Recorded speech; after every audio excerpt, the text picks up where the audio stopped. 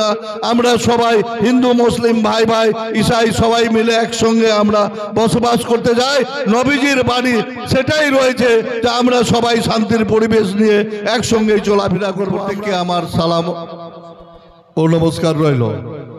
বিশেষ করে মৌলী সাহেব বা মৌলানা সাহেব যেগুলোর কথাবার্তা ওনারা বললেন বা আমরা শুনলাম, আমরা সবাই অনেক মিলাদ মাহফিল শুনি, অনেক ওয়াজ তাকরীরে যাই। নামাজ মুত্তাকির কথা বললে আমরা তখনই শুনিনি, তারপরে বাড়িতে এসে কার্যকরী করি না। কারণ ওনারা যে উপদেশ নির্দেশ দিলেন এটা আমাদের ভালোর জন্য, আমাদের স্বভাবের জন্য। আমরা অনেকেই বেশিরভাগই লোকে কার্য করি না।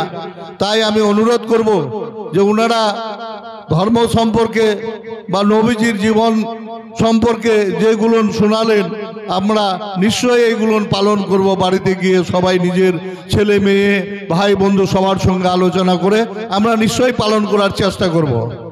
বিশেষ করে এখানটায় উঠে এসছে ড্রাগস নেশার কথাটা।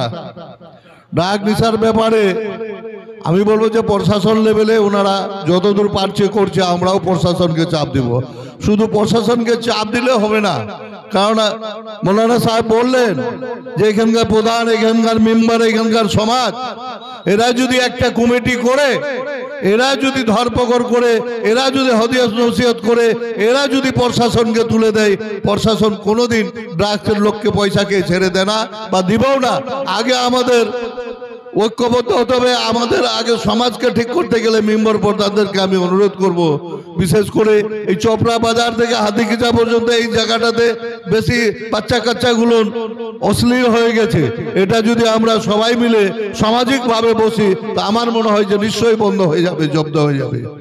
বিশেষ করে মৌলানা সাহেব বললেন ওয়াকফ বোর্ডের ব্যাপারটা, নিশ্চয়ই আমাদের মাননীয় মুখ্যমন্ত্রী মমতা ব্যানার্জি উনি বললেন উনি নিরপেক্ষ লোক, সব ধর্মের জন্য উনি নিরপেক্ষভাবে কাজ করছেন।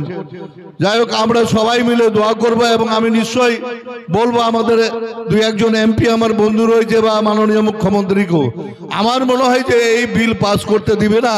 কারণ এই বিলের বিরুদ্ধে আরো বিরোধী শক্তি তাগড়া রয়েছে, যেমন অখিলেশ থেকে আপনার নীতিশ কুমার থেকে আপনাদের রাহুল গান্ধী থেকে সবাই এই বিলের বিরুদ্ধে আছে।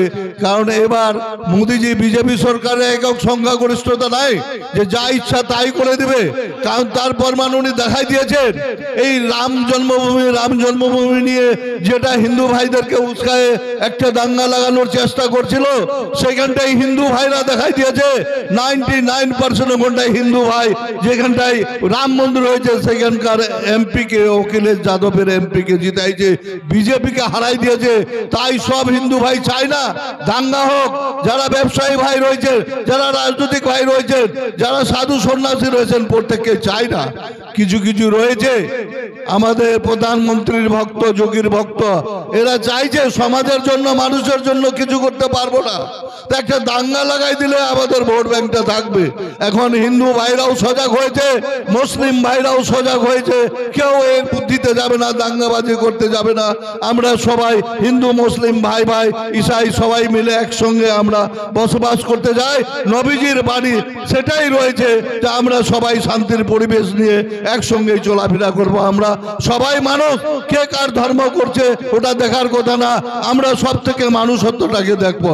তাই আমি বিশেষ কিছু না বলে, আপনারা অনেক দূর দূরান্তে মিছিল টিছিল করে ঘুরে বেড়াইছেন, আমি আমার সংক্ষিপ্ত কথা এখানটাই শেষ করছি। আসসালামু আলাইকুম।